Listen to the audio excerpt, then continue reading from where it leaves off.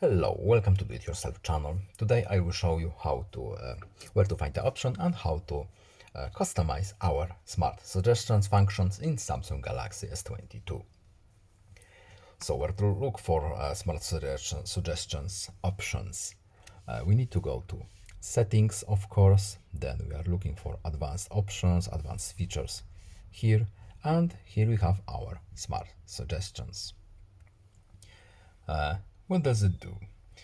Get suggestions for useful actions such as calendar events to add and messages to send, etc. etc.